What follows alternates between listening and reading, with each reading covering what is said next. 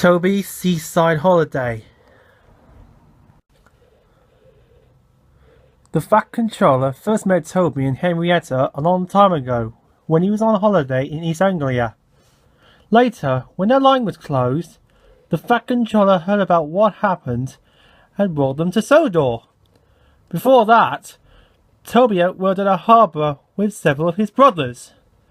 The harbour had been busy, and the engines were kept bustling about, but Toby never really had the chance to exercise his pistons properly until he had his own line to run on.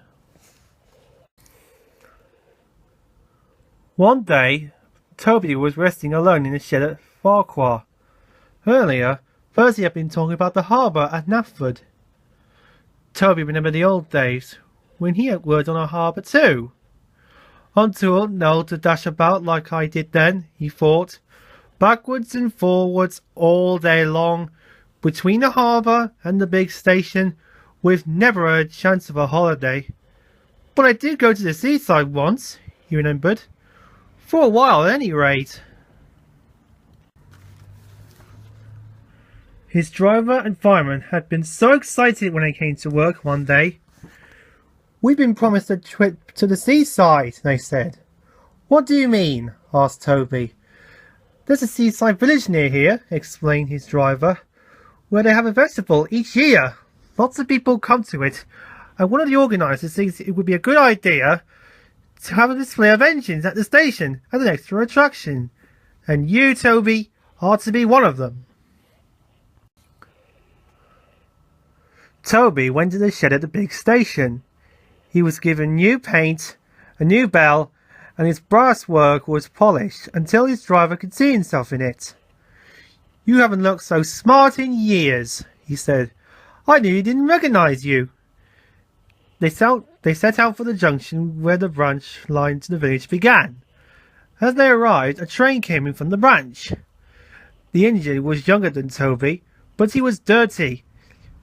His rods clanked and steam leaked from everywhere. "The poor engine," said Toby. "Can I pull his next train to the seaside, please?" The station master agreed, so Toby was coupled on in front. "Festival time is the best time of the year," the engine explained. "Lots of extra trains and visitors. I expect you'll be able to stand on the long carriage siding." They soon reached the seaside station, where the station master came out to meet them. He was surprised to see Toby. He stared, frowned, and went away shaking his head. Next day, Toby was excited. He woke up early and saw the sea sparkling in the distance.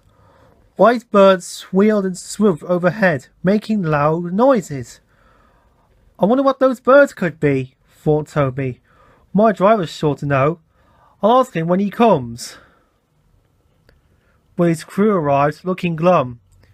"It's all off, Toby," his driver told him. "They say there's nowhere for you to stand." "But what's wrong with here?" wailed Toby. "I'm in nobody's way where I am at the moment." "It's just an excuse, I reckon," said Toby's driver, lowering his voice. "The real trouble is, you're too smart, Toby. They're afraid you've shown their branch line up." Just then, a door banged. Toby jumped. "Wake up, Toby," smiled his driver. "Time to get back to work." Toby sighed as he moved from the shed. "Well, I did get to the seaside," he murmured.